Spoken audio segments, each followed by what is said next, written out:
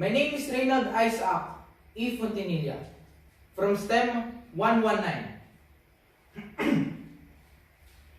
Aling pag-ibig pa ang hihigit kaya sa pagkadalisay at pagkadakila gaya ng pag-ibig sa tinubuang lupa? Aling pag-ibig pa? Wala na nga, wala. Gat Andres Bonifacio. Which love is greater than the purity and greatness as the love for one's homeland?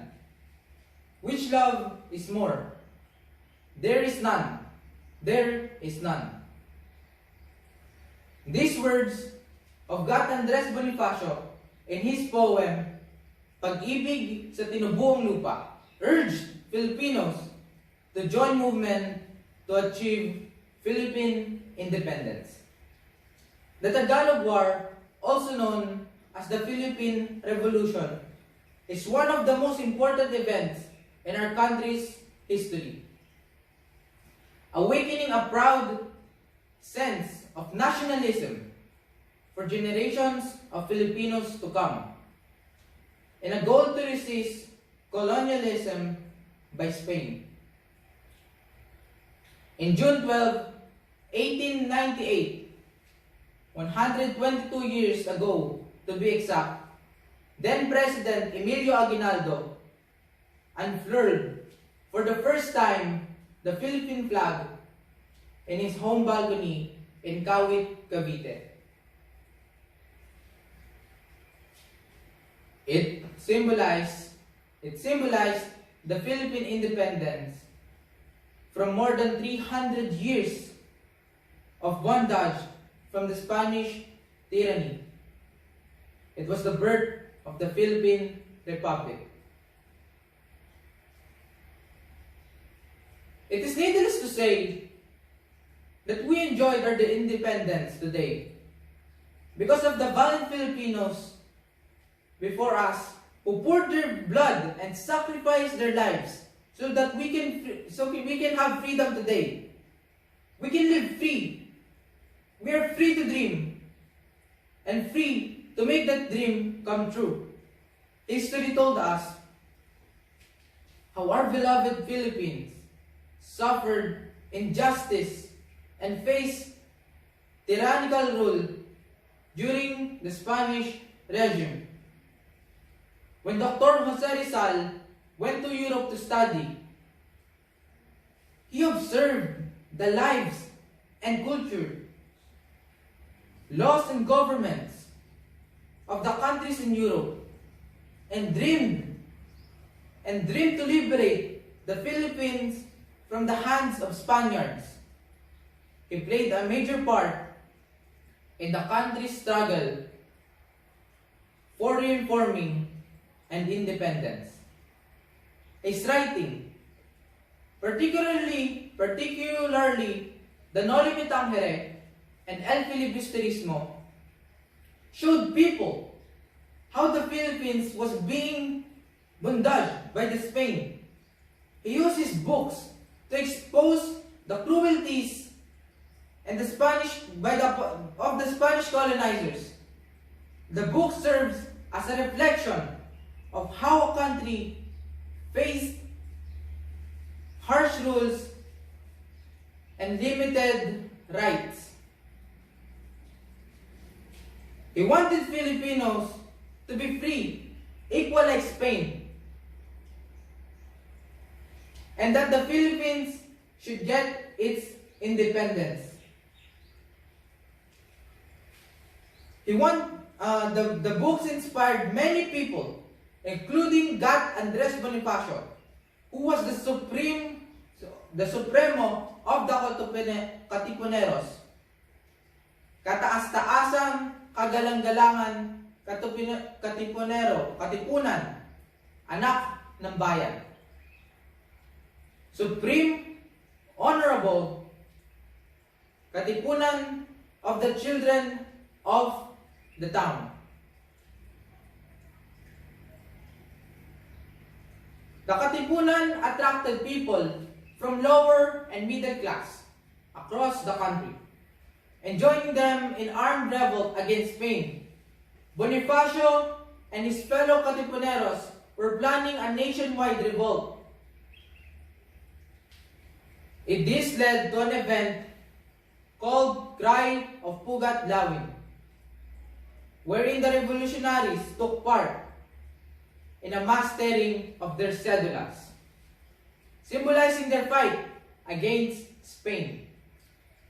When Bonifacio attacked Manila, they were caught off guard because although the revolutionaries were great in number, the Spanish authorities were more armed. As valiant as Bonifacio was, he continued his plan despite the failure in his first attempt. The revolt flared up in the surrounding province, including Central Luzon, San Juan del Monte, and Southern Tagalog, which is why this is also known as the Tagalog War.